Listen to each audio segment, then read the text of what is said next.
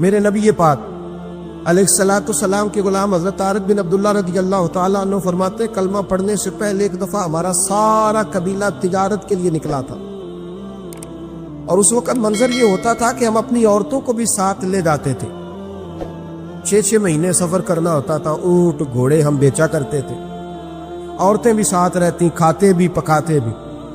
کہتے ایک سفر سے ہم واپس آ رہے تھے تو مدینے کے باہر صحرا میں ہم نے پڑاؤ کیا، اکیلے رسول پاک صلی اللہ علیہ وسلم، کہتے نبی پاک تنے تنہا اکیلے، حضور نہ سیر کرتے کرتے ہمارے قافلے کے پاس سے گزرے، خیمے لگے تھے، پڑاؤ کیا، محبوب تشریف لے آئے۔ کہتے حضور سید عالم صلی اللہ تعالی وسلم تشریف لائے، کوئی قبیلے میں سے قافلے میں سے حضور کو جانتا نہیں تھا۔ ایک سرخ رنگ کا اونٹ تھا ہمارے سردار کا جو بکنے سے رہ گیا تھا، بڑا خوبصورت، کہتے نبی پاک کو پسند آ گیا۔ حضور پوچھنے لگے تم کون ہو؟ کہا جی مسافر ہے۔ کہاں سے آئے ہو؟ فلاں جگہ سے آئے ہیں۔ کس لیے آئے ہو؟ ہم تجارت کی غرض سے نکلے۔ اونٹ بیچو گے؟ بیچنا ہے۔ کتنے کا سودا طے ہوا؟ اس نے کہا اتنے لینے، حضور نے کہا اتنے دینے، اب بات طے ہو گئی۔ کہتے ہیں لگام حضور نے پکڑی اور فرمانے لگے وہ سامنے میرا شہر ہے جس کا نام مدینہ، وہ میرا شہر ہے، میں ابھی مدینے جاتا ہوں، اپنے غلام کو بیچتا ہوں اور تمہیں آ کے نہ قیمت دے جاتا ہے۔ محبوب گھوڑے کی لگام تھا، اونٹ کی لگام تھا، میں نکیل تھا، میں اونٹ تھا سرخ رنگ کا۔ حضور لے کے جب نکلے نا، تھوڑا سا چند قدم آگے گئے تو ان میں سے ایک شخص بولا، کہنے لگا سردار آپ سیانے لوگ ہیں، سمجھدار ہیں، اس شخص کا نام پوچھا آپ نے؟ قبیلہ پوچھا ہے؟ ایڈریس کا پتہ ہے؟ پتہ ہے کہاں رہتا ہے؟ اتنا قیمتی اونٹ دے دیا۔ سردار بھی کہنے لگا، سارے کہنے لگے یار ان کی باتوں میں اتنی لذت تھی، ان کے گفتار و رفتار اتنی باوقار تھی، مزیدار تھی کہ ہوش ہی کوئی نہیں رہا۔ بھئی ہم پرانے تاجر ہیں، کبھی اس طرح کا سودا کیا ہی نہیں جس طرح کا آج ہو گیا۔ اوہو واقعی کچھ نہیں یاد رہا، کوئی سمجھ نہیں آئی۔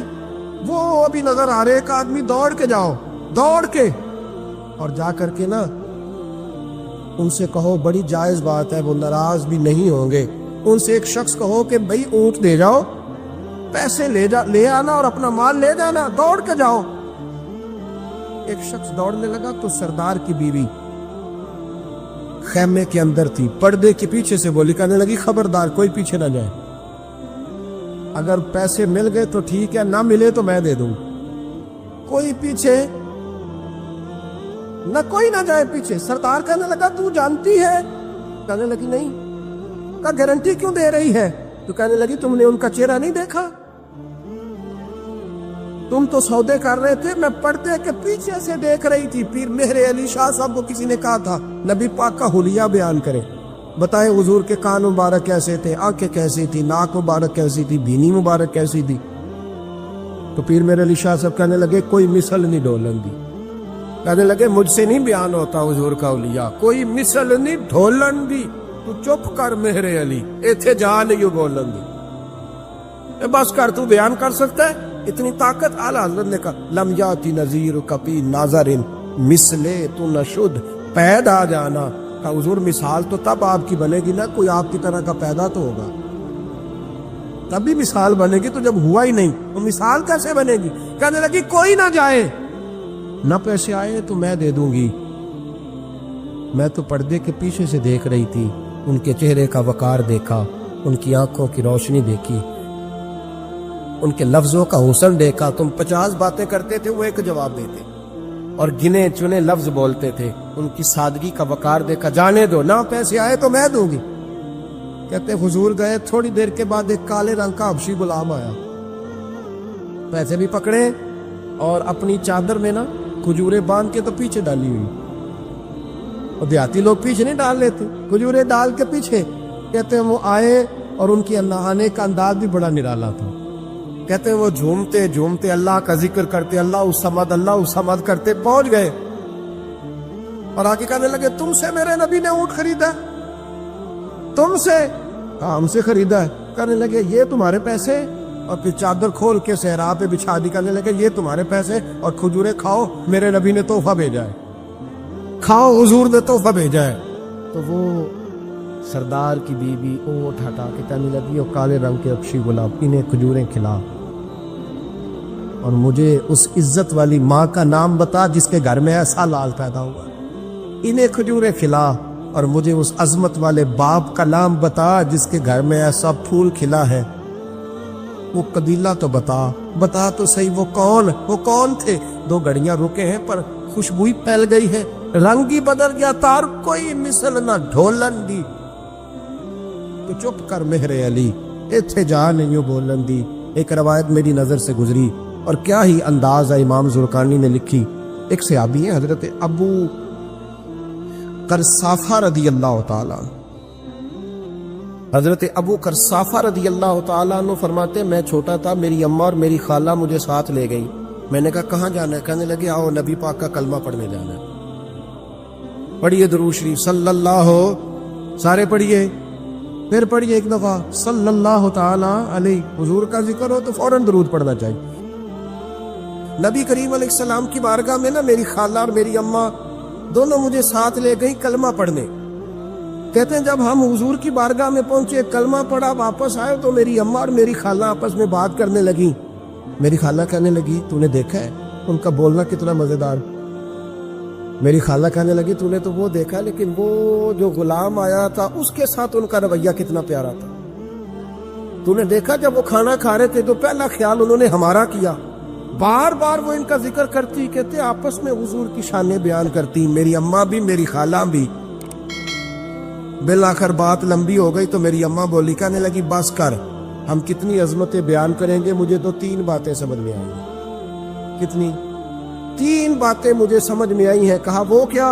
تو کہنے لگی ما رأینا مثل ھذا الرجل احسن وجھا ولا القى ثوبا ولا البنا کلاما، کہنے لگی مجھے تو 3 باتیں سمجھ میں آئی ہیں کہ نہ اتنا خوبصورت چہرے والا کوئی شخص دیکھا ہے، اور نہ اتنے صاف کپڑوں والا کو دیکھا ہے، اور نہ ہی اتنی میٹھی بولی بولنے والا کوئی دیکھا ہے۔ تینوں باتوں کی کمال ہے، ظاہری حسن بھی کمال، کپڑوں کی صفائی بھی کمال، اور رسول پاک کا بولنا بھی کمال، لب و لہجے میں مٹھاس بھی خوبصورتی والی۔ یہ اصل حسن ہے کہ ظاہرت بھی انسان بڑا منزہ ہو، باطنن بھی بڑا صاف ستھرا ہو۔ میرے رسول پاک علیہ الصلوۃ والسلام کا طریقہ مبارکہ پتہ کیا تھا؟ حضور صلی اللہ تعالیٰ علیہ وآلہ وسلم جب مسجد میں نماز پڑھ لیتے تو حضرت جعفر رضی اللہ تعالیٰ عنہ فرماتے، بخاری کی حدیث ہے، فرماتے میں مدینہ شریف میں آیا تو حضور نماز پڑھ لیتے تو صحابہ نبی پاک کے پاس آتے اور حضور کا دست مبارک پکڑ کے پہلے چومتے پھر چہروں پہ ملتے، پہلے چومتے پھر چہروں پر۔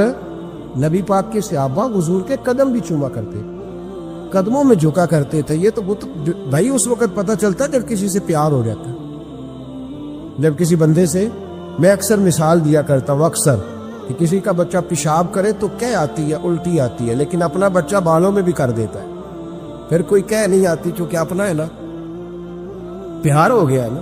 اب وہ کیفیت جب کسی سے محبت ہو جاتی ہے نا تو کچھ چیزیں صرف سمجھنے کی نہیں، کچھ چیزیں ایسی ہوتی ہیں جو محسوس کرنے والی ہوتی۔ اس نے کہا تھا عشق ایک ڈھونگ ہے، میں نے کہا تجھے عشق ہو خدا کرے، پھر کوئی تجھے اس سے جدا کرے، تو اسے تسبیحوں پہ پڑھا کرے، تو اسی کا نام جپا کرے، تو گلی گلی پھرا کرے، پھر میں کہوں کہ عشق ایک ڈھونگ ہے اور تو نہیں کہا کر، پھر میں کہوں کہ عشق ایک ڈھونگ ہے اور تو، اس نے کہا تھا عشق ایک ڈھونگ ہے تو میں نے کہا تجھے عشق ہو خدا کرے۔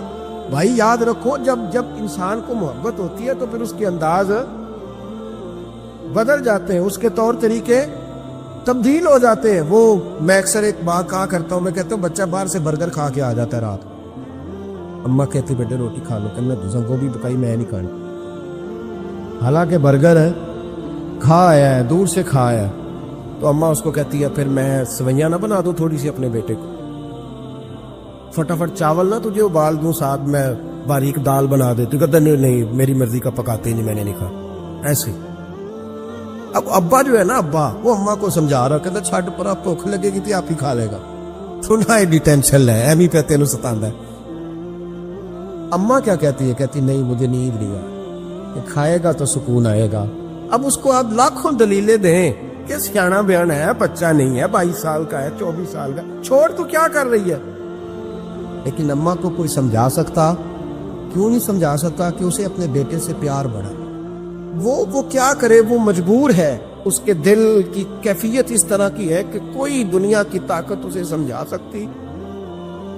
سوال ہی نہیں پیدا ہوتا کوئی اسے سمجھا سکے، یہ ممکن کیسے ہو، کیسے سکتا ہے؟ یہ محبت ہے میرے رسول پاک علیہ السلام کے صحابی حضرت جعفہ فرماتے میں حضور کی بارگاہ میں آیا تو صحابہ کیا کرتے، نبی پاک کا دست مبارک پکڑتے، پہلے چومتے پھر چہرے پہ ملتے، بخاری ہے۔ فرماتے میں نے کہا یہ کیا کر رہے ہیں؟ پھر اچانک میرا بھی دل کیا ذرا کر کے تو دیکھو، وہ چیزیں چکھنے پہ پتہ لگتا ہے کتنی مزیدار ہے۔ کہتے میں بھی قریب گیا، حضور کے دست مبارک میں نے ہاتھ ڈالا، فرماتے ہاتھ پکڑا ہی تھا کہ نبی پاک کا ہاتھ برف سے بھی زیادہ ٹھنڈا۔ فرماتے پھر میں نے پکڑ کے چہرے پہ ملا تو کستوری سے زیادہ خوشبو آ رہی تھی دست مبارک۔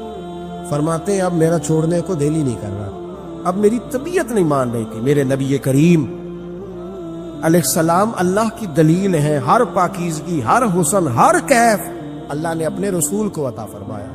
دنیا کی جتنی غلاظتیں تھیں جب کوئی حضور کے قریب جاتا تھا تو ساری غلاظتیں دور ہو جاتی۔ کما ارسلنا فیکم رسولا منکم یتلو علیکم آیاتنا ویزکیکم، اللہ فرماتے میرے محبوب تم پر میری آیتیں پڑھیں گے اور تمہیں پاک فرما دے، تمہاری ساری ناپاکیاں نبی پاک دور کر دے، ہر غلاظت تم سے دور ہٹ جائے۔ ایک صحابی ہے حضرت شیبہ بن عثمان رضی اللہ تعالی عنہ، وہ کہتے ہیں میرے والد کو اور میرے چچا کو مسلمانوں نے احد میں قتل کر دیا، میرے دل میں بڑا غصہ تھا، بڑا جلال تھا کہ کبھی مجھے موقع ملے تو میں بدلہ لوں گا۔ کہتے فتح مکہ کے بعد نبی پاک علیہ السلام حوازن کی جنگ کے لیے نکلے، مجھے پتا چلا حضور جا رہے ہیں تو میرے اندر شعلے بھڑک رہے تھے انتقام کے۔ روز میں منصوبہ بندی کرتا، پلاننگ کرتا کہ کسی طریقے سے میں ان تک پہنچوں گا اور بدلہ لوں گا۔ کہتے نبی کریم علیہ السلام نہ حوازن کے لیے پہنچ چکے تھے، فرماتے میں بھی جنگ میں جا کے شریک ہو گیا اور میں نے طریقہ اس طرح کا اختیار کیا کہ کسی طریقے میں حضور تک پہنچ جاؤں۔ سمجھ آ رہی ہے میری بات کی؟ نبی کریم علیہ السلام تک کسی طریقے پہنچ جاؤں۔ فرماتے ہیں لڑتے لڑتے، لڑائی کے دو طریقے ہوتے تھے، کبھی تو ایسے ہوتا تھا کہ ایک دو آدمی مل کے آپس میں لڑتے تھے، پھر گمسان کا رن پڑتا تھا، گھمبیر ہو جاتی تھی جنگ، سمجھ نہیں آتی تھی تیر کہاں سے آیا، نیزہ کہاں سے آیا۔ فرماتے جب گمسان کا رن پڑا نا، مجھے موقع مل گیا، میں حضور کے قریب پہنچ گیا۔ حضرت شیبہ بن عثمان رضی اللہ تعالیٰ عنہ کہتے جب میں پہنچ گیا تو میں نے نا دیکھا کہ اب حضور کے قریب لوگ نہیں ہیں۔ فرماتے میں نے نا فوراً تلوار اٹھائی، تلوار اٹھا کے میں حضور کو معاذ اللہ شہید کرنے ہی لگا تھا کہ ایک نور چمکا حضور کے ساتھ، بڑی درود صلی اللہ علیہ وسلم، کہتے ایک نور چمکا، اتنی تیزی تھی اس نور میں کہ میری آنکھیں بند ہو گئی، میرے ہاتھ سے تلوار گر گئی، آنکھیں چنجھا گئی میری۔ فرماتے تلوار میرے ہاتھ سے چھوٹ گئی۔ اب جب وہ روشنی مدھم ہوئی نا تو میں نے دیکھا نبی پاک سامنے کھڑے مسکرا رہے ہیں، آپ نے میں نے کر دی، آپ نے سن لی، ذرا دیکھو تو صحیح، جو تلوار لہرائے اسے دیکھ کے بھی کبھی کو مسکرایا ہے؟ جس نے تلوار ہی لہرا دی، جو شہید کرنے ہی لگا تھا، پہنچ گیا تھا۔ لیکن یہ اخلاق میرے رسول پاک کا صلی اللہ اعلیٰ حضرت فاضل بریلوی کا ایک شعر میں نے پڑھا، کئی کچھ چیزیں ایسی ہوتی ہیں جو بس نا وہ آتی تو سامنے ہے لیکن وہ اتنا لطف دے جاتی ہے کہ ٹھنڈا ہو جاتا ہے مزاج۔ رات کو میں شعر پڑھ رہا تھا اعلیٰ حضرت کا فاضل بریلوی رحمت، اور میں نے شعر پڑھا تو مجھے اچھا لگا سنانا۔ ایک دوست کو میں نے فون کیا، میں نے کہا یار ذرا شعر تو سن لے، یہ پہلی دفعہ نظر سے گزرا ہے، ابھی سیدھا سادہ لیکن روح تک اتر گیا۔ اعلیٰ حضرت فرمانے لگے نبی پاک کے بارے میں، فرمانے لگے سیدھی سیدھی روش پر کروڑوں درود، سیدھی سیدھی روش پر بالکل سیدھی ہے حضور کی باتیں، کسی پیچیدگی کی ضرورت نہیں۔ کہنے لگے سیدھی سیدھی روش پر کروڑوں درود، سادی سادی طبیعت پہ لاکھوں سلام، لاکھوں سلام میرے نبی کریم صلی اللہ علیہ وسلم مجھے دیکھ کے مسکرائے اور فرمایا جب حضور مسکرائے نا تو میں نبی کریم علیہ الصلوۃ والسلام کو دیکھ کے حیران ہوا کہ میں نے تلوار تانی تھی اور حضور نے مسکرانا شروع کیا. فرماتے اب حضور نے مجھے بلایا، آواز کے ساتھ نہیں بلایا، حضور نے اشارہ کیا یوں کر کے، فرمایا ادھر آؤ نا. فرماتے مجھے اب یہ بھی سمجھ نہیں آئی کہ کس نے مجھے اٹھا کے حضور کے قریب کر دیا. فرماتے میں نبی کریم کے قریب گیا تو حضور نے میرے دل پر 3 تھپکیاں دی. ایک تھپڑ ہوتا ہے، ایک تھپکی ہوتی. کہتے حضور نے 3 تھپکیاں دی اور دی بھی میرے دل پر، 1 پھر 2 پھر 3. کہتے پہلی تھپکی دی تو میرے اندر سے کفر نکل گئی، دوسری تھپکی دی تو میرے اندر ایمان داخل ہو گیا، اور تیسری تھپکی جب نبی پاک علیہ السلام نے دی تو مجھے ہر چیز سے بڑھ کر رسول اللہ سے پیار ہو گیا، محبت ہو گئی نبی کریم سے. آپ فرماتے ہیں اب حضور نے نا فوراً میرے ہاتھ میں تلوار تھمائی، فرمایا پہلے تو ہمارے خلاف لڑ رہا تھا، تلوار پکڑ اب ہماری طرف سے لڑ، تلوار پکڑ اور لڑ. آپ فرماتے ہیں میں اتنا لڑا کہ جو حضور کا دشمن سامنے آتا میں گلا کاٹ دیتا، جو آتا میں اس کے ٹکڑے کر دیتا. فرماتے ہیں پہلے میں باپ کا بدلہ لینے آیا تھا، اور اب میرا یہ حال ہے کہ اگر میرا باپ بھی سامنے آئے گا تو میں اس کا بھی گلا کاٹ دوں گا، لیکن حضور کے قریب کسی کو جانے نہیں دوں گا. حضرت شیبہ بن عثمان کہتے ہیں جنگ ختم ہو گئی، حضور خیمے میں گئے، میں بھی گیا. اب نبی پاک لوگوں سے باتیں کر رہے ہیں، حضور لوگوں سے باتیں کر رہے ہیں. میں ایک کونے میں بیٹھا سوچ رہا ہوں کہ میں تو بدلہ لینے آیا تھا، یہ میرے ساتھ ہوا کیا؟ حضور لوگوں سے باتیں کرتے جا رہے ہیں، میں سوچتا جا رہا ہوں کہ میں تو انتقام لینے آیا، یہ کیا معاملہ ہوا؟ کہتے محبوب نے اچانک میری طرف نظر اٹھائی اور فرمانے لگے شیبہ ایک ارادہ تو نے کیا تھا جو غلط تھا، اور ایک ارادہ میرے رب نے کیا ہے اور تیرے اوپر فضل فرما دیا ہے.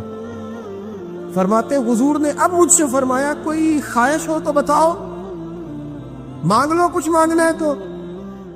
میں نے عرض کی یا رسول اللہ میری بخشش کی دعا کر، بڑا میرا خوفناک ماضی ہے، میں اسلام کا بڑا دشمن رہا. کہتے میں نے دعا کے لیے کہا اور حضور پھر دوسرے لوگوں سے باتیں کرنے لگا، کبھی اس سے کبھی اس سے کبھی اس سے. میں سوچنے لگا کہ میری بات کا کوئی جواب ہی نہیں آیا.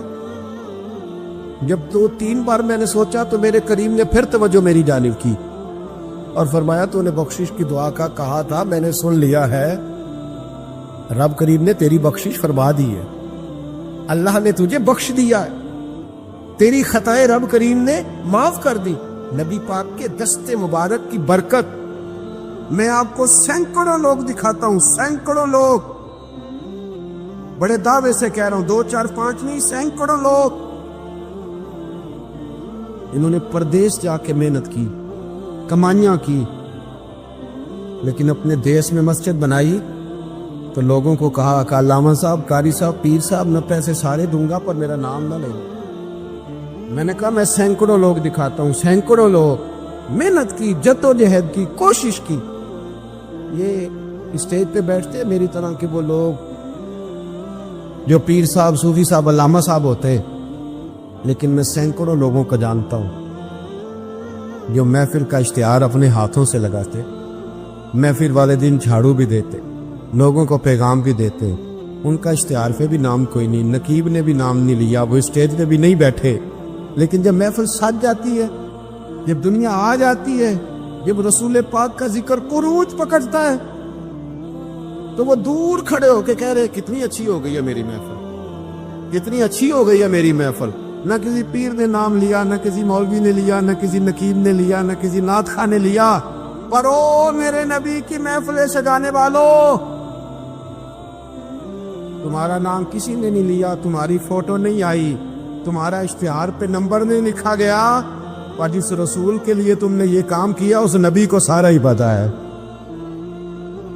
وہ حبیب جانتے ہیں، وہ جانتے ہیں، انہیں خبر ہے کہ یہ وہ میرا دیوانہ ہے جو لوگوں کو دعوتیں دیتے، آؤ میں نے رسول پاک کی محفل سجانی، آؤ آؤ. آپ یقین کریں لوگ ہاتھ باندھ کے کہتے ہیں حضرت جی ٹائم دے دیں، دل کرتا ہے ذکر سرکار سجایا جائے.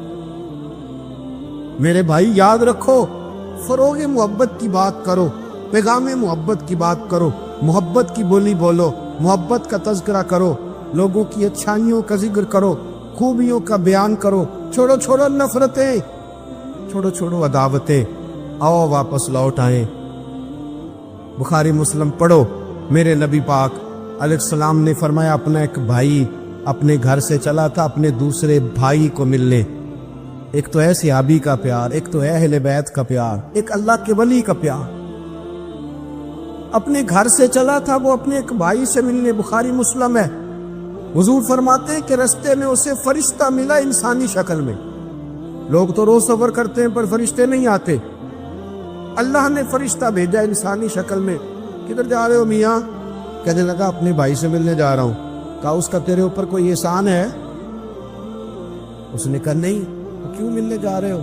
सुनना हो यारो, ये मेरी बात नहीं, ये मदीने वाले रसूल की जुबान अतहर से निकला है।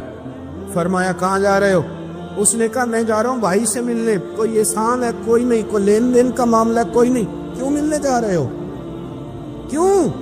कहने लगा इसलिए मिलने जा रहा हूँ कि वो भी अल्लाह का बंदा है। मैं रब का बंदा समझ के अल्लाह का बंदा समझ मैं कहता हूँ, ओ पीराने उजाम, तुमने अगर धोखे की पगड़ियां बांधी और तुमने अगर फराड के जुब्बे पहने, तुमने अगर झूठ के पलंदे बांधे तो वो तुम्हारा मामला है।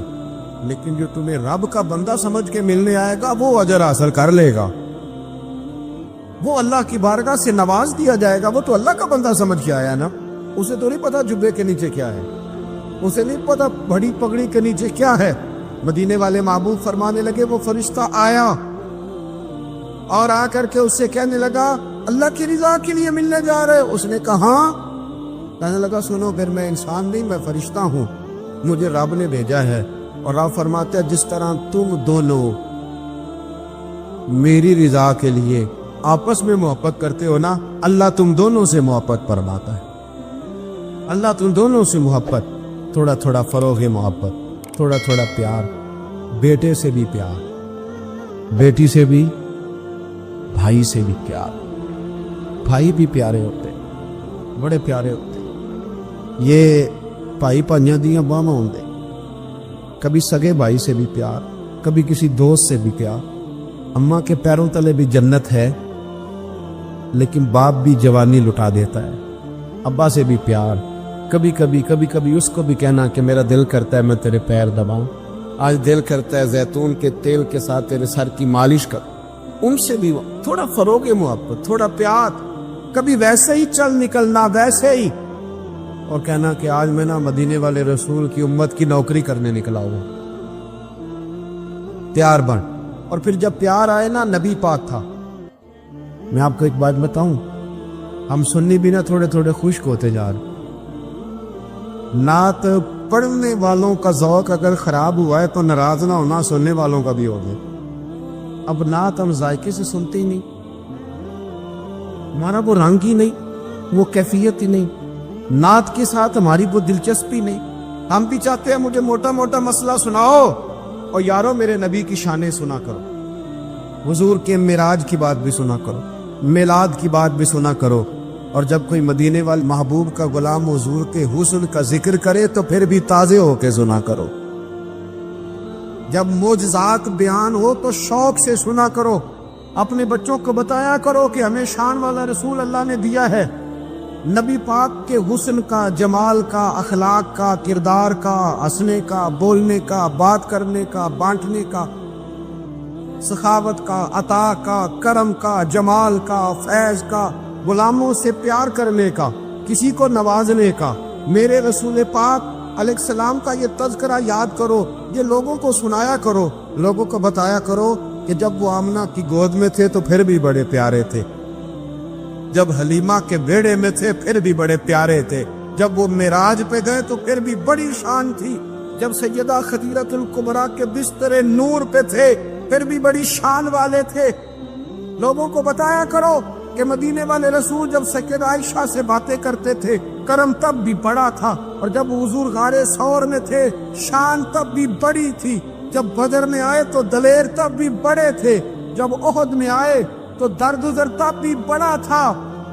और लोगों को बताया करो कि हर नजर कांप उठे कि महशर के दिन खौफ से हर कलेजा दहल जाएगा, ओढ़ कर काली कमली वो आ जाएंगे और फिर सारे महशर का नक्शा बदल जाए।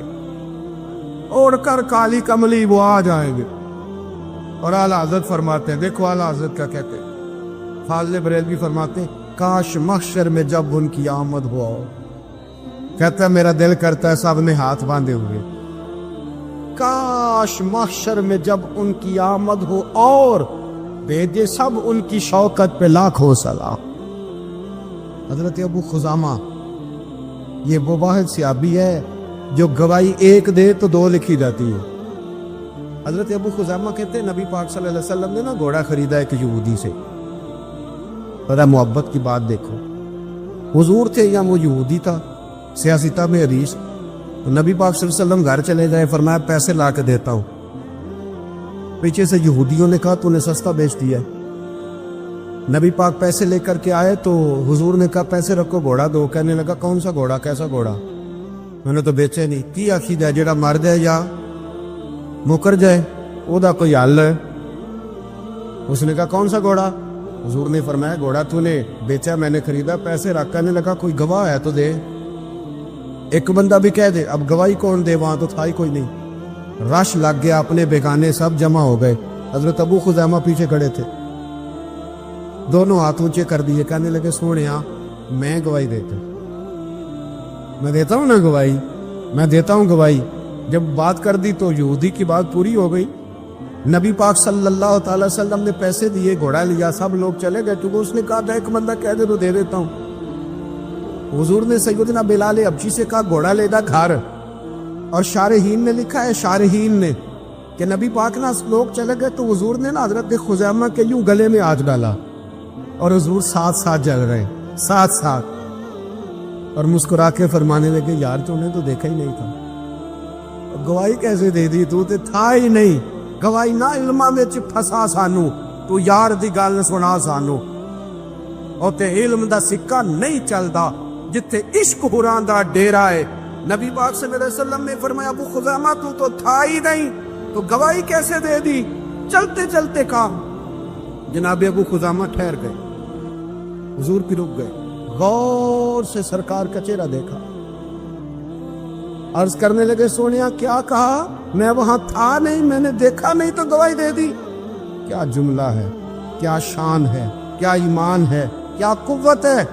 عرض کرنے لگے یا رسول اللہ میں نے تو رب بھی نہیں دیکھا، میں نے کو دیکھا، تو نے کہا وہ ہے تو میں نے کہا ہے، تو نے کہا مالک ہے تو میں نے کہا وہ مالک ہے، تو نے کہا خالق ہے تو میں نے کہا وہ خالق ہے، تو نے کہا اس نے تجھے پیدا کیا ہے تو میں نے کہا ٹھیک ہو گیا، تو نے کہا سجدہ کر تو میں نے کیا، تو نے کہا اس کا ذکر کر تو میں نے کیا، تو نے کہا یہ اس کی کتاب ہے پڑھ تو میں نے پڑھی۔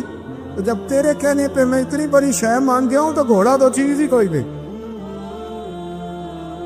اتنی بڑی شے جو مان گیا ہوں، کوئی گھوڑا پیچھے رہ جائے، سر سے لے کر پاؤں تک تنویر ہی تنویر ہے، جیسے منہ سے بولتی قرآن کی تفسیر ہے، سوچتی تو ہوگی دنیا مصطفیٰ کو دیکھ کر وہ مصور کیسا ہوگا جس کی یہ تصویر ہے۔ آپ ذرا ماننے کا رنگ دیکھیں، آپ ذرا غلاموں کے ماننے کا، آپ ذرا انداز تو دیکھیں نا غلاموں کے مان۔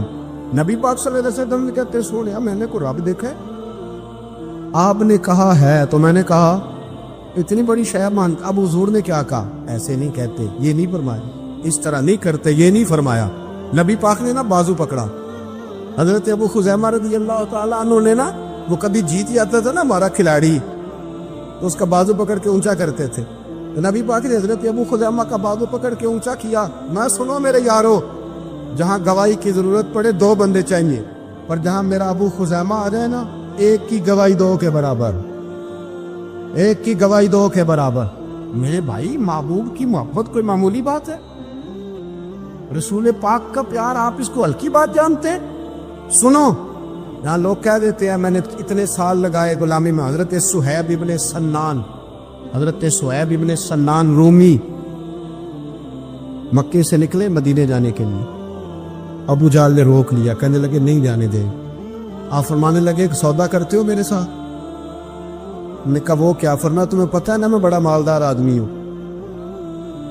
نے کہا جی ہاں۔ فرمانے لگے مدینے میں نے جانا ہے، میں نے ٹھان لے لی، وہ سنا تھا کہ آستانہ یار دور ہے، پر ہم نے یہ ٹھان لی تھی کہ جانا ضرور ہے، اور موقوف طور پر ہی نہیں جلوائے دید کچھ، ہوش اڑ گئے جہاں پر وہیں کوہ طور ہے، بس ہوش اڑ گئے جہاں پر وہیں کوہ طور ہے۔ تو آپ فرمانے لگے میں نے مدینے تو جانا ہے، اگر روکو گے تو میں پھر تلوار نکالوں گا، ٹوٹ گئی تو تیر نکالوں گا، ختم ہو گئے تو نیزہ چلاؤں گا، مدینے میں جا کے رہوں گا۔ جنوں ویکھ کے ٹھر دیاں اکھیاں نے، جنوں ویکھ کے ٹھر دا سینہ ہے، ربا تیری ساری خدائی چ ایک ہی تے شہر مدینہ ہے، اور میں جانا میں نے ضرور ہے، یہ پاک ہے، سودا کر لو۔ ابو جہل کہنے لگا جی کیا سودا؟ آپ فرمانے لگے تو پتہ ہے نا میرے پاس بڑا مال ہے، پتہ ہے نا میرے پاس بڑا کچھ ہے۔ اس نے کہا ہاں۔ فرمانے لگے سارا لے لو۔ ابو جہل کہنے لگا یعنی سارا؟ آپ نے فرمایا سارا، جیبیں خالی کر دی، جیبیں خالی کر دی، ہر چیز اتار کے دے دی، گھوڑے پہ جو کجاوا تھا نا وہ بھی اتار کے دے دیا۔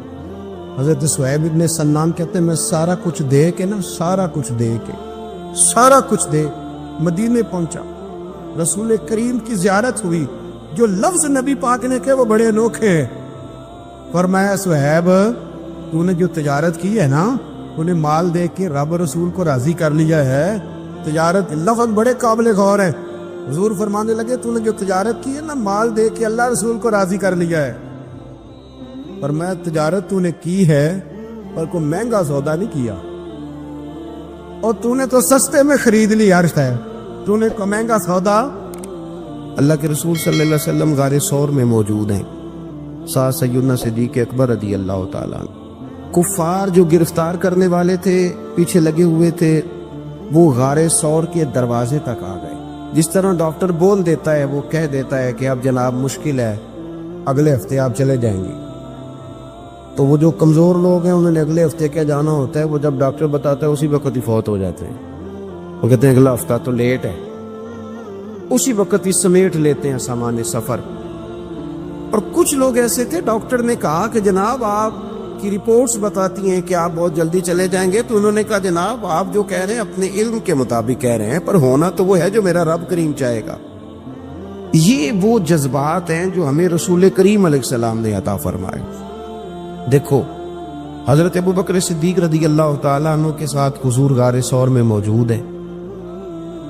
کفار جو گرفتار کرنے والے ہیں وہ دروازے تک آ گئے، بالکل دروازے تک۔ جناب صدیق اکبر رضی اللہ تعالیٰ عنہ ان کو دیکھ کر تھوڑا سا گھبرائے، اپنے لیے نہیں، ذات مصطفیٰ کے لیے گھبرائے، کہیں حضور کو کوئی تکلیف نہ پہنچ جائے، تھوڑا گھبرائے۔ یا رسول اللہ وہ تو قریب آ گئے، اور اگر انہوں نے پیروں کی جانب جھک کر دیکھا تو وہ تو ہمیں دیکھ لیں گے۔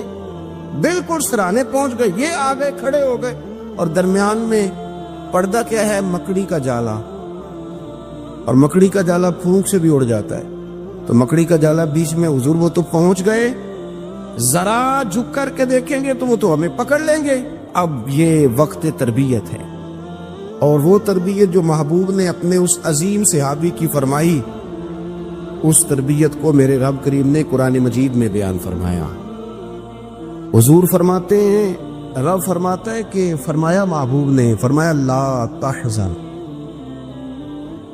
ابو بکر گھبرانا۔ یہ ایک موقع ہوتا ہے جب انسان کو گھیر لیتی ہیں مشکلات چاروں جانب سے، اور جو بھی آتا ہے وہ اسے مایوس ہی کرتا ہے، لیکن حالات کے سہمے ہوئے لوگوں کو بتا دو حالات بدل جاتے ہیں، ایک جیسے نہیں رہتے۔ کہا لا تحزن، ابو بکر گھبرانا، کیوں؟ ہماری فوجیں آ کے انہیں پکڑ لیں گی، یا اندر ہمارے پاس کوئی ایسا اسلحہ موجود ہے کہ ہم ان پر چھوڑ دیں گے تو یہ مر جائیں گے۔ لا تحزن، ابو بکر گھبرائیے مت۔ کیوں نہ گھبرائیے؟ اس لیے کہ ان اللہ معنا، بے شک اللہ ہمارے ساتھ ہے۔ جن کے ساتھ رب ہو انہیں گھبرانا نہیں چاہیے۔ انہیں گھبرانا، یہ جو مسلح کی قوت ہوتی ہے، یہ دعا کی طاقت ہوتی ہے، دعا صلاح المومن، یہ جو قوت ہوتی ہے انسان کے پاس، یہ اس کے پاس ہتھیار ہوتا ہے کہ آج رات منا لوں گا، میرا رب کرم فرما دے گا۔ یہ جو اس کے پاس قوت ہوتی ہے، یہ اسے کمزور نہیں پڑنے دیتی۔ اسے طاقتور رکھتی. تو حضور نے افکار کے اندر یہ حسن پیدا کیا، لوگوں کو بتلایا کہ بجائے اس کے کہ تم کوئی چور رستہ تلاش کرو، کوئی سیاست کرنے کی کوشش کرو، تم کوئی ایسی راہ اختیار کرو جو تمہیں محسوس ہو کہ درست نہیں ہے، اس رستے نہ چلو، بلکہ تم اپنے رب کو منانے والے رستے پہ چلو. اور ترمذی شریف میں حدیث ہے، حضرت انس بن مالک رضی اللہ تعالیٰ عنہ فرمانے لگے کہ کریم محبوب علیہ السلام فرماتے ہیں کہ اپنے دکھڑے دنیا داروں کو نہ بتانا، سیٹھوں، نوابوں، چودھریوں چاولوسی کرنے کی ضرورت کوئی نہیں. اپنے دکھڑے دنیا داروں کو نہ بتانا ورنہ اللہ تمہیں کبھی غنی نہیں فرمائے گا. فرمایا اپنے دکھ اپنے رب کریم کی بارگاہ میں عرض کرنا، جلدی یا دیر سے اللہ تمہیں لوگوں سے بے نیاز کر دے گا. تربیت فرمائی. ہم لوگوں نے تیزی سے اپنے آپ کو کمزور کیا ہے. توجہ کا مرکز دنیا دار. وہ اکبر الہآبادی نے کہا تھا کہ مصیبت میں بھی اب یاد خدا ہم کو نہیں آتی، دعا منہ سے نہ نکلی، جیبوں سے عرضیاں نکلی. اب بنا لوگ درخواستیں جمع کراتے ہیں، دعائیں نہیں کرتے. تو بھائی ایک تو یہ کہ توحید باری تعالیٰ کے بارے میں اصل نظریات، افکار کا حسن، پاکیزگی، اور آپ کا اپنے رب کی جانب پورا توجہ کرنا. ہمارے ہاں اب تو خیر کرامتیں فیس بک پہ آتی ہیں اور لوگ اس کا سوال بھی بڑا تگڑا کر کے کرتے ہیں. اور جو بچے چھوٹے موٹے ہماری طرح طالب علم ہوتے ہیں، کچھ کتابیں پڑھنے والے دین کے، وہ کئی دفعہ الجھ جاتے ہیں کہ اب اس کو ٹیلی کیسے کریں، ساتھ کیسے جوڑیں. ایسی کرامتیں اور کرامت بیان کرنا بھی لوگوں نے ذمہ داری سمجھ لیا ہے. حالانکہ جڑے محرم راز حقیقت دے وہ تے راز حقیقت کھول دے ہی نہیں. اے جنہ ویکھیا نہیں وہ کرن گلاں، جنہ ویکھ لیا ہو تے بول دے ہی نہیں. تو بات ہی نہیں کرتے. تو کرامت نا جوڑ جاڑ کے نا کہیں فٹ کی جاتی ہے. آپ کو بخاری مسلم میں حدیث ملے گی، کوئی بھی ایسی اوہام پرستی، کوئی بھی ایسا نظریہ، کوئی بھی ایسی بات جو ذہن کو منتشر کرے. یعنی ابھی تک لوگ کہہ دیتے ہیں ہمارے کہ وہ کالی بلی رستہ کاٹ گئی تھی. تو معاملہ بڑا، میں ملتان شریف پہنچا تو مجھے وہاں ایک میرے سنگی کہنے لگے، بڑا پرانا ان سے ربط ہے، کہنے لگے کہ میں نے آج نہ تجربہ کیا ہے، ویسے واقعی کالی بلی رستہ کاٹی ہے تو مشکل ہو گئی ہے. میں نے انہیں کہا کہ آپ کا تجربہ سجدہ صاحب کا محتاج ہے، آپ کو دوبارہ سے تجربہ کرنا چاہیے. خدا کے بندے، کالی بلی رستہ کاٹ جائے تو مشکل ہوتی ہے، تو میرا تو سارے رستے، کئی کالی گاڑیاں رستہ کاٹ گئی ہوں. اب کیا کیا جائے؟ یہ کمزوری ہے. افکار میں کمزوری نہیں پیدا کریں، کچا پن نہ پیدا کریں، آپ مضبوطی لائیں. بخاری مسلم میں آپ کو حدیث ملے گی، سرور کائنات علیہ السلام کے صاحبزادے جناب ابراہیم علیہ السلام وصال فرما گئے، اور کیفیت یہ تھی کہ انہوں نے حضور کی مقدس گود میں آخری سانس لیا. داڑھی مبارک محبوب کی آنسوؤں سے بھر گئی. حضرت انس کہتے ہیں عرض کی یا رسول اللہ آپ بھی آنسو بہاتے ہیں؟ فرمایا میرا بیٹا گیا ہے تو آنسو نکل آئے ہیں، ورنہ میری زبان پہ وہی جاری ہے جس سے میرا رب راضی ہوتا ہے. اسی دن نا، جس دن سرکار کے صاحبزادے کا وصال ہوا، اسی دن سورج کو گرہن ہو گیا. کچھ لوگوں نے بات جوڑ دی، کہنے لگے کہ آج چونکہ حضور سید عالم علیہ السلام کے صاحبزادے کا وصال ہو گیا تو آج دیکھو سورج کو بھی گرہن ہو گیا. بات جوڑ دی. غم کی کیفیت تھی، سرکار کی مقدس داڑھی آنسوؤں سے بھری ہوئی تھی، حالات کا تقاضا اور اس کی سمت کچھ اور تھی. حضور نے جمعے کا انتظار نہیں فرمایا، فرمایا بلاؤ لوگوں کو مسجد میں. لوگ جمع ہو گئے اور صحابہ فرماتے ہیں ہمارے خیال میں یہ تھا کہ یہ موقع نہیں تھا. آج نہ جہاد کے لیے کوئی حکم آنا ہے، کس مقصد کے لیے حضور نے طلب فرمایا، لیکن جب ہم گئے اتنا ضروری کام ہے نظریات کا صاف ہونا. اللہ کے محبوب نے لوگوں کو اسی دن بلا کے فرمایا لوگوں سنو، سورج اور چاند کو جب گرہن لگے تو استغفار پڑھا کرو، تسبیحات کیا کرو، نوافل ادا کیا کرو، اللہ کے حضور حاضر ہوا کرو. فرمایا یہ سورج اور چاند کو جب گرہن لگے تو یہ اللہ کی نشانیوں میں سے نشانی ہوتا ہے. کسی بندے کے دنیا سے جانے کا اس کے ساتھ کوئی تعلق نہیں. تم نے اپنے ذہن کو ٹھیک رکھنا، افکار کو ٹھیک رکھنا، کسی بھی قسم کی تم نے اوہام پرستی کا شکار نہیں ہو۔ مضبوط رہیں، اٹھ باندھ کمر کیوں ڈرتا ہے، پھر دیکھو خدا کیا کرتا ہے۔ آپ مضبوط رہیں، جب مضبوط رہیں گے تو انشاءاللہ توانائی اللہ کی طرف سے عطا کر دی جائے گی۔ دوسری بات، نبی پاک صلی اللہ تعالی علیہ وسلم نے نا تمام انبیاء کرام علیہم السلام کے بارے میں لوگوں کے ذہنوں کی اصلاح کی۔ آپ کبھی قرآن حکیم کا مطالعہ فرمائیں، احادیث مبارکہ کو پڑھیں تو میرے محبوب کریم کی شان یہ ہے کہ حضور نہ انبیاء کی شانیں بیان کرتے۔ حضرت موسیٰ کلیم اللہ ہیں، کس نے ہمیں بتایا؟ قرآن و حدیث نے بتایا۔ شانیں بیان کی نبیوں کی، عظمتیں بیان کی۔ حضرت ابراہیم خلیل اللہ ہے، یہ ہمیں قرآن نے بتایا، حضور نے بتایا، لیکن ساتھ ہمیں یہ بھی بتایا کہ ہیں یہ اللہ کے بندے، ہیں یہ اللہ کے رسول۔ نبی پاک صلی اللہ تعالی علیہ وسلم نے افکار اور نظریات انبیاء کے بارے میں لوگوں کے درست فرمائے۔ مجموع الزوائد میں حضرت مولا علی شیر خدا رضی اللہ تعالیٰ عنہ کی حدیث مروی ہے، ایک بدو آ گیا حضور کی بارگاہ میں کچھ مانگنے کے لیے۔ مولا کائنات رضی اللہ تعالیٰ عنہ فرماتے سرکار جب کسی بات کا جواب نہ دینا چاہتے تھے تو خاموش ہو جاتے تھے، کچھ دیر خاموش رہتے تھے۔ اور حضور کا خاموش رہنا بھی ہمارے محدثین نے محفوظ کیا ہے۔ اقسام حدیث میں سے ایک حدیث ہے جسے حدیث تقریری کہا جاتا ہے، وہ حدیث ہے جس میں حضور خاموش رہے، کوئی کام کیا گیا تو سرکار خاموش رہے۔ حضرت مولا علی کہتے ہیں حضور نہ خاموش ہو گئے، لیکن چونکہ دیہاتی تھا، سادہ تھا، اس نے جب بار بار گفتگو چھیڑنا چاہی تو پھر حضور نے فرمایا چل پھر مانگ لے کیا مانگتا ہے، مانگ لے پھر کیا مانگتا ہے، کر سوال۔ دیہاتی تھا، سادہ آدمی تھا۔ مولا کائنات فرماتے ہیں ہمیں یوں لگا کہ اب نہ یہ آخرت اپنی سوار جائے گا، جنت کا سوال کرے گا، لیکن بڑا ہی سادہ تھا، مانگنے پہ بھی آیا تو کیا مانگا؟ کہنے لگا یا رسول اللہ صلی اللہ علیہ وسلم میں نے سفر کرنا ہے، مجھے ایک اونٹنی عطا کر دیتے۔ حضرت سلطان باہو سے کسی نے کہا کہ بڑے لوگ مرید ہوتے ہیں، تو فرمانے لگے رابطہ طالب کوئی نہیں ملے، جو ملے طالب زرد آؤ۔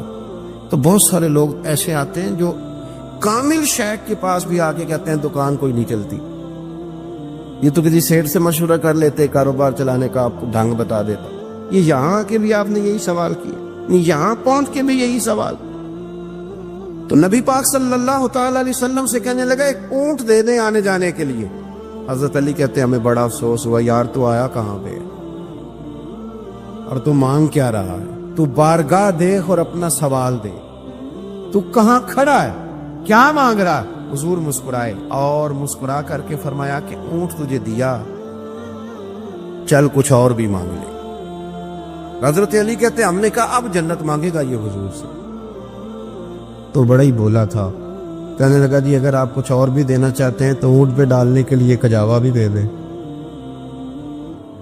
تو حضرت مولا علی شیر خدا فرماتے ہیں ہمیں پھر بڑا افسوس ہوا کہ یار دیکھو اتنا چانس ملا ہے پھر کھو دیا۔ رسول کریم علیہ السلام بھی مسکرائے، اور سرور کائنات کی جو مسکراہٹ ہوتی تھی وہ نہ خوشیاں تقسیم کرتی تھی۔ اعلیٰ حضرت رحمت اللہ علیہ فرماتے ہیں جس کی تسکین سے روتے ہوئے ہنس پر، جس کی تسکین سے روتے۔ اب یہاں سوال پیدا ہوتا تھا کہ پھر اس مسکراہٹ کے لیے تو انتظار کرنا پڑتا ہوگا کہ حضور مسکرائیں تو روتے ہوئے ہنسیں، تو اگلا شعر بھی ہے اور جواب بھی ہے۔ فرمانے لگے جس کی تسکین سے روتے ہوئے ہنس پڑیں اس تبسم کی عادت پہ لاکھوں سلام۔ یہ تو عادت ہے حضور کی، یہ تو عادت ہے مسکراتے رہنا۔ تو حضور بھی زیر لب مسکرائے۔ تیسری دفعہ میرے کریم نے پھر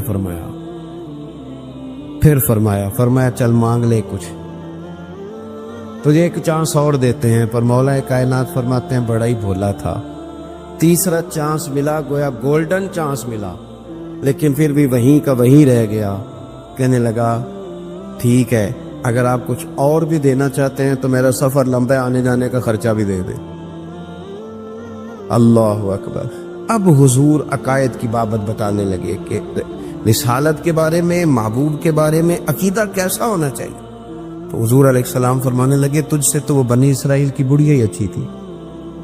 یا رسول اللہ صلی اللہ علیہ وسلم کون سی؟ تو حضور فرمانے لگے جناب موسیٰ علیہ السلام کو حکم ہوا ہجرت کریں تو آپ جانے لگے، تو پھر ارشاد خداوندی ہوا کہ جہاں حضرت یوسف علیہ السلام مدفون ہے، آپ کا مزار پر انوار ہے، اگر آپ کو جانا ہے تو پھر ان کے تابوت کو بھی آپ نکال کر کے ساتھ لے جائیں۔ حضرت سیدنا موسیٰ علیہ السلام نے لوگوں سے پوچھا تمہیں پتہ ہے جناب یوسف کا مزار کہاں ہے؟ کسی کو نہیں پتا۔ ایک بوڑھی اماں ہے ضعیف العمر، اس کو خبر ہے۔ حضرت موسیٰ علیہ السلام نے اس سے کہا اماں تو بتائے گی کہ حضرت یوسف کا مزار کہاں ہے؟ تو کہنے لگی بتاؤں گی پر مفت نہیں بتاؤں گی، یہ حضور بیان کر رہے ہیں، بتاؤں گی پر فری میں نہیں بتاؤں گی، میں نا مفت تھوڑی بتاؤں گی۔ فرمایا چل تو اپنی قیمت بتا بتانے کی، تو کہنے لگی میں اس شرط پہ جناب یوسف کے مزار کا پتہ بتاؤں گی کہ آپ مجھے جنت میں وہ والا گھر دیں گے جس کے پڑوسی جناب موسیٰ علیہ السلام ہو۔ آپ کے پڑوس میں گھر چاہیے، تجھ سے تجھی کو مانگ کے میں نے مانگ لی ساری کائنات، وہ والا مکان چاہیے جس کے پڑوسی آپ ہوں۔ تو حضرت موسیٰ کلیم فرمانے لگے اماں چل جنت مانگ، تو نبیوں کے قریب مکان مانگ رہی ہے، وہ تو بڑا اونچا درجہ ہوگا، تم بڑی دور پہنچ گئی، اتنی بڑی سوسائٹی میں پلاٹ مانگ لیے، وہاں پہنچ گئی۔ تو بوڑھی کہنے لگی ٹھیک ہے پھر اگر یہ معاملہ ہے تو پھر ختم ہو گئی بات، اگر آپ نہیں بتاتے تو چاہے میں بھی نہیں پتہ بتاتی۔ یا وہ اڑ گئی، ٹھہر گئی، اور اڑی بھی کس طرح؟ یہ بھی میرے اللہ کی توفیق، میری طلب بھی تو تیرے کرم کا صدقہ ہے، میری طلب بھی تو تیرے کرم کا صدقہ ہے، یہ پاؤں اٹھتے نہیں بلکہ یہ اٹھائے جاتے ہیں۔ تو وہ کہنے لگی میں نہیں پھر بتاتی، آپ کسی اور سے پوچھ لیں۔ جناب موسیٰ خاموش ہوئے تو ارشاد خداوندی ہوا کلیم اپنے پڑوس میں مکان دینے کا وعدہ آپ کر لیں اور مکان انہیں میں عطا کر دوں گا۔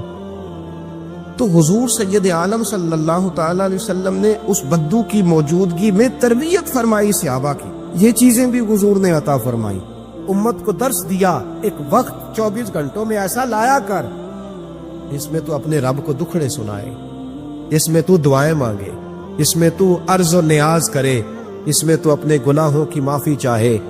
اعلیٰ حضرت کے والد گرامی سے کسی نے پوچھا مولانا نقی علی خان صاحب سے کہ حضرت جی فرعون 500 سال ہی حکومت کر گیا، 500 سال ہی حکومت کر گیا، اللہ کا مقابلہ کرنے والا پکا کافر بے ایمان۔ تو آپ فرمانے لگے ملا رومی کی وہ کتاب پڑھو مثنوی، جس میں انہوں نے لکھا ہے کہ جب ساری دنیا سو جاتی تھی تو فرعون اٹھ کے مصلے پہ بیٹھتا تھا، کہتا تھا یا اللہ معاف کر دے، رب تو ہی ہے، گنہگار بڑا ہوں پر مہربانی کر۔ روز معافیاں مانگتا تھا تو رب کریم کی قدرت نے مہلت دی کہ روز توبہ کرتا ہے، چلو ایک دن سچی بھی کاری جائے تو اچھا ہے، اللہ نے مہلت دی۔ اور میرے بھائی اگر تو روز رات مصلے پہ بیٹھے تو تجھے مہلت ملے، عذاب نہ آئے۔ اگر تو اپنے رب کے ساتھ تنہائی کرے تو اللہ تجھے مہلت دے، سزا نہ دے۔ لیکن ہم یہ وقت نکالتے ہی نہیں، اللہ کے ساتھ میت کا ہمارا مزاج ہی نہیں۔ ترمذی شریف میں نبی پاک علیہ السلام نے فرمایا ہے دنیا داروں کو دکھڑے نہ سنایا کر، مالداروں کے سامنے رونے نہ رویا کر، یہ تجھے کیا دے سکتے؟ تو اٹھ کے جائے گا تو کہیں گے محنت کرتا نہیں، روز مانگنے آ جاتا ہے۔ دنیا داروں کو دکھڑے نہ سنا، پر میں دکھ سنا تو اپنے رب کو سنا، اللہ والوں کو سنا، اللہ کے نبی کو سنا۔ اس سے مراد یہ سارے کہا دکھڑے اپنے رب کو سنا۔ اگر تو اپنے رب کو دکھڑے سنائے گا تو تھوڑی دیر ضرور ہوگی، لیکن ایک دن ایسا ضرور آئے گا، میرے مصطفیٰ کریم فرماتے ہیں رب تجھے دنیا سے بے نیاز کر کے مالا مال فرما دے گا۔ دھوکے کا مزاج نہ بنا، کینچی لے کے نہ گھوم کے کیسے جیب کاٹ سکتی، اللہ کو دکھڑے سنا۔ حضرت عائشہ عرض کرنے لگی حضور چلے یہ تو سمجھ آ گئی، لیکن بارش مجھ پہ پڑی آپ پہ پڑی نہیں، تو کہا عائشہ تم نے اڑا کیا تھا؟ کہا حضور آپ کی طامت، فرمایا بارش کوئی نہیں تھی، جب تو نے میری طامت لی تو خدا کی رحمتیں تم پر برسنے لگ گئی۔ تو حضور کے وجود سے لگی ہوئی چیز کوئی اوڑھ لے تو رحمت برستی ہے، تو میرے نبی کی مسجد چومنے سے کیوں رحمت نہیں برستی؟ جالی چومنے سے کیوں نہیں برستی؟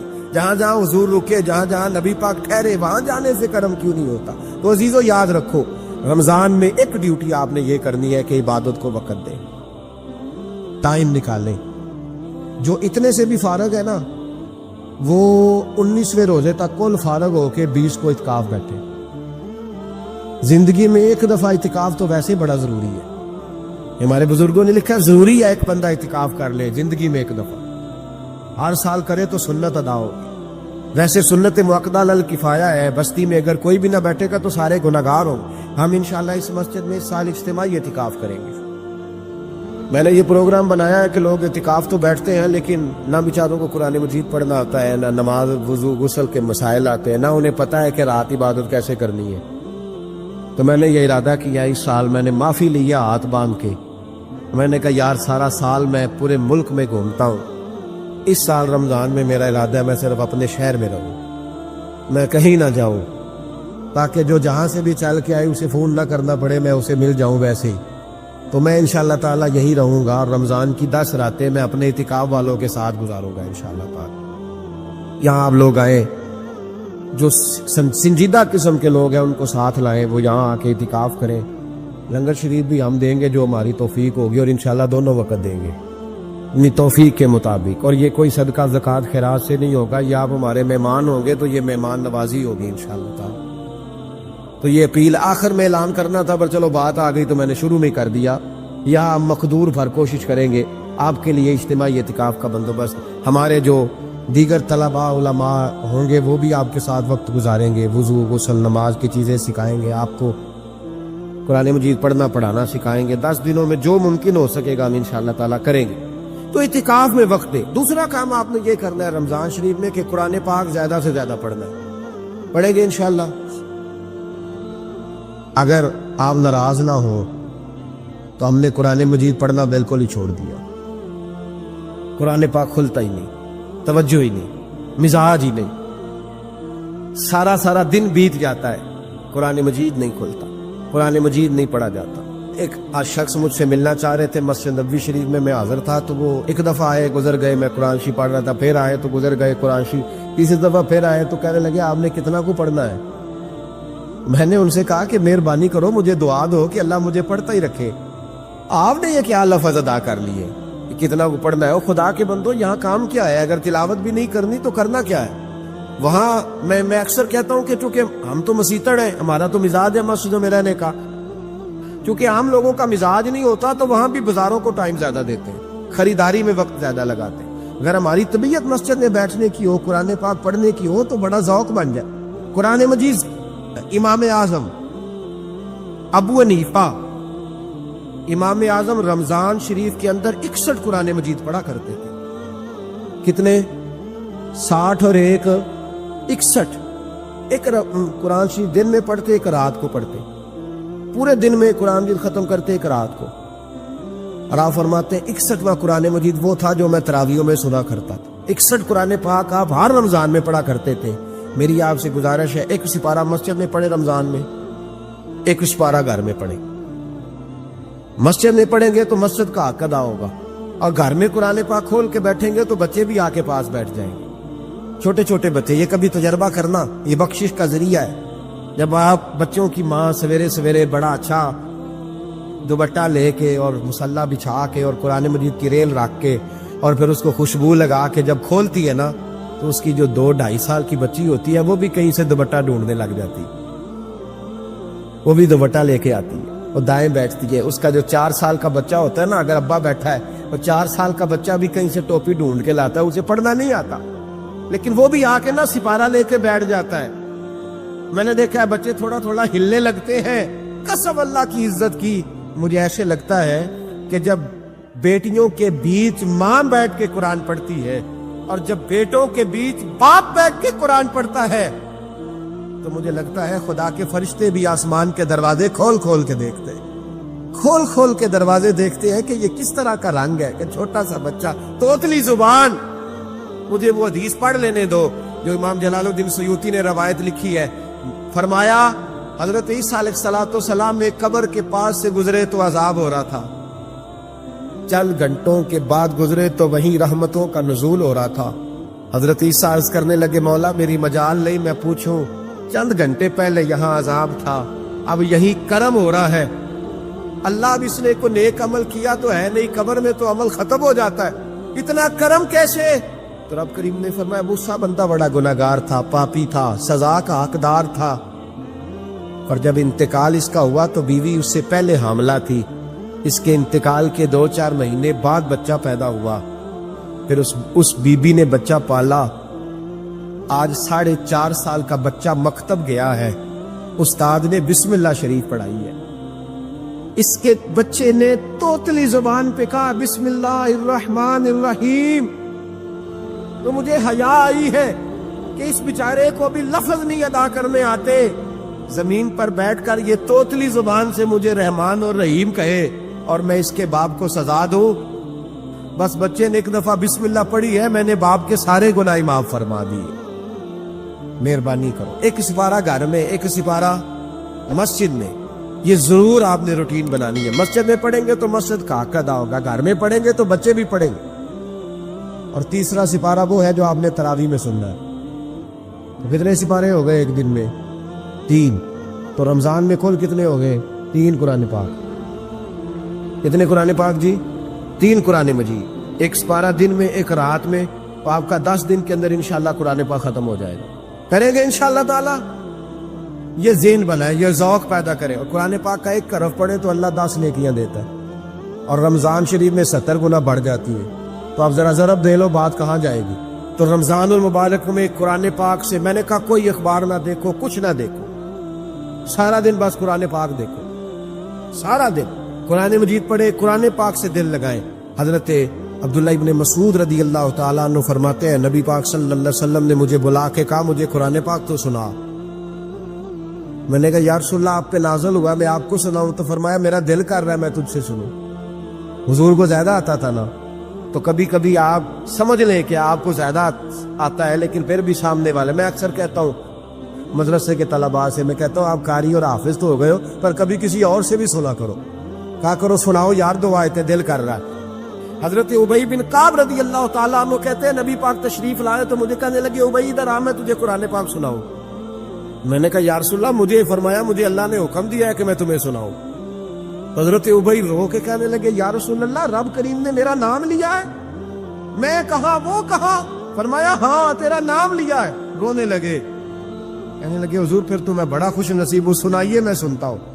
تو حضور سننا بھی حضور کی سنت ہے سنانا بھی نبی پاک کی سنت ہے. قرآن مجید کو سنے. اور پھر یار دکھ کی بات ہے نا کہ پاسپورٹ کے دفتر تو میں 2.5 گھنٹے کھڑا رہوں شناختی کارڈ کے لیے میں 1.25 گھنٹہ کھڑا رہوں اور میں پہلی دفعہ سعودی عرب جاؤں تو امیگریشن کے لیے 2.5 گھنٹے بھی مجھے لائن میں لگنا پڑے تو میں لگا رہوں. دنیا داری کے لیے تو میں اتنا کھڑا رہوں اور تراویح کے لیے مجھے 1 گھنٹہ نہ کھڑا ہوا جائے تو میں بہانے کرتا پھروں. تو پھر یاد رکھو حضرت سیدہ اسماء کہا کرتی تھی نبی پاک نے مجھے کہا تھا اسماء اللہ کے رستے میں گن گن کے نہ دینا ورنہ وہ بھی تجھے گن گن کے دے گا. جب ہم رب کریم کو وقت اس طرح دیتے ہیں کہ دنیا داری کے لیے تو ساری ہمارے پاس ہمتیں موجود ہیں اور تراویح کا وقت آیا تو بہانے ڈھونڈنے لگ گیا. تراویح کا وقت آیا تو وہ جو ہے اس نے شروع کر دی بات کہ جناب میرے فلان جگہ تکلیف ہے اور مجھے بلڈ پریشر ہو جاتا ہے تو پسینہ بڑا آتا ہے. تو اب تو آسانیاں ہی بڑی ہیں. صحابہ کہتے جب ہم مسجد نبی میں نماز پڑھنے جاتے تھے بارش ہوتی تھی تو مسجد میں پانی کھڑا ہوتا تھا کیچڑ کھڑا بن جاتا تھا تو ہم اپنی جھولیوں میں خشک مٹی ڈال کے لے جاتے اپنی اپنی جگہ بچھا لیتے مٹی اور پھر ہم نماز پڑھتے تو ہمارے پیشانیوں پر بھی مٹی لگ جاتی. ایک صحابی جھاڑ رہے تھے تو نبی پاک نے فرمایا نہ جھاڑ جب تک چہرے پہ رہے گی فرشتے درود بھیجتے رہیں گے. اب تو ایسی لگے ہوئے مسجد میں پھر بھی تو تراویح نہیں پڑھتا. تو ایک تو عبادت کو ٹائم دے دوسرا قرآن مجید زیادہ سے زیادہ پڑھے رمضان میں.